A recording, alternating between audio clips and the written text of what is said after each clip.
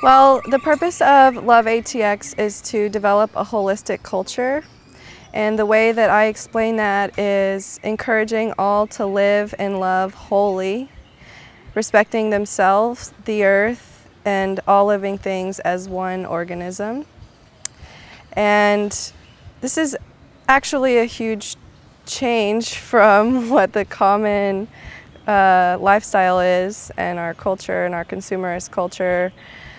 So I decided it would be a good idea to do all the work that I'm doing to change my life into one that is in harmony with all, and then putting that in something that's sort of like a package that's easy for others to adopt, because it is literally transforming and transitioning all habits that most people carry.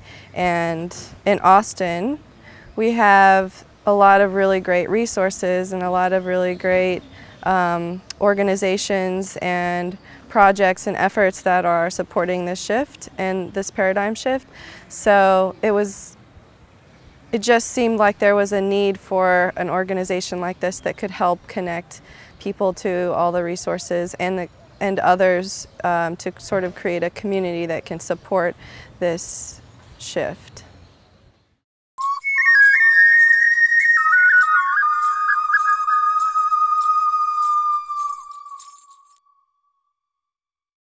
The most important thing and the greatest priority is moving from dependence to self-sustainability. And our culture even has sort of separated everybody, so it requires a lot more per person to survive if they're working individually, if everyone's working individually. And so going along with self-sustainability is community.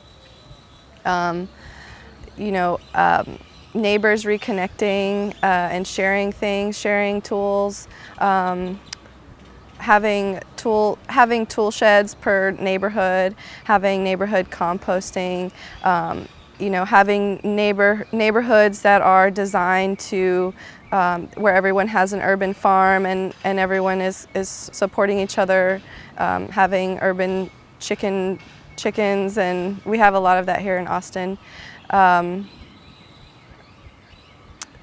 So self-sustainability is the biggest thing, I would say. And that requires community, which I feel in moving back into a community type of mind, that is requiring a shift in the consciousness of most people that don't really even talk to their neighbors very much. So.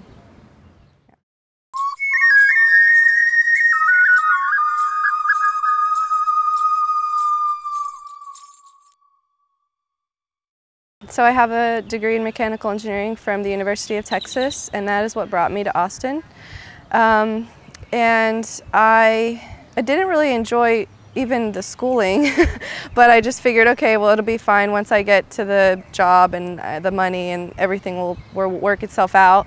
But when I did get to that point, the point of entering the real world, it really was underwhelming and not fulfilling, and I was seeing that this idea of the real world was not so real, and I wasn't feeling challenged, and I wasn't feeling like I was contributing much. As an engineer, engineers play a role of, you would think, innovation, but in most cases these days it is more of a role of maintaining and sort of just designing and doing whatever the sales team gives them. So I wanted to be creating, and that wasn't really happening. And through that experience I was able to see the corruption of the corporation that I worked at, and I just knew that I was here for something more than that, and so it was a journey. It took a long time for me to completely process and release the idea of the life that I was going to have. I traveled Australia and Europe, and so that helped open up my perspective to a more worldly perspective and seeing beyond the American culture and the American values. And eventually, I also substitute taught through that process, because I was really, like I said, it really took time to release the old dream that I had, and realizing, like, no, actually that's an old dream, it's a dead dream, and it's not really serving anybody. So I really changed my sense of value. What do I value? And I see that there's way more value in relationships and in what I'm actually contributing in my lifetime. And it has been challenging to not choose to go back to engineering, or to not choose a path that will bring me more money, or relieve the stress of where am I going to pay my rent and those types of things. But this work that I'm doing is so rewarding in that I have a beautiful community now that I have developed around the work that I'm doing, who are greatly inspired by the work that I do, and sort of abundance just fills in to where it doesn't even really matter how much money I have, as long as I can cover the things that I have to pay, which is rent and bills. Aside from that, when it comes to food and, well, food's the only main other thing, but just I have so much more freedom of what I can do on a regular basis, and a really supportive community. So really, I'm living it now. I'm living that self-sustainability that I'm preaching, and and I want to live it as loudly as possible so that I can show others that you don't have to choose to buy the next big screen TV, and you don't have to choose to buy a new car, and you don't have to choose to buy a new house, and you don't really need all of those things. And if you feel that you need those things, then you're going to stay on this hamster wheel. But if you decide, well, actually I don't need those things, what do I really care about? I love my backyard, and I love these trees, and they give me a nice home.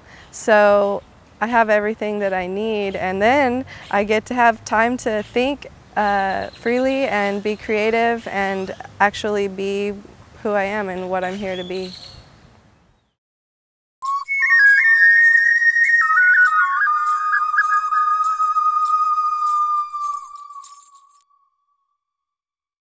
One of the huge things that I feel could really help accelerate the transformation or the transition in our culture is minimizing. So minimizing material possessions, and really minimizing consumption.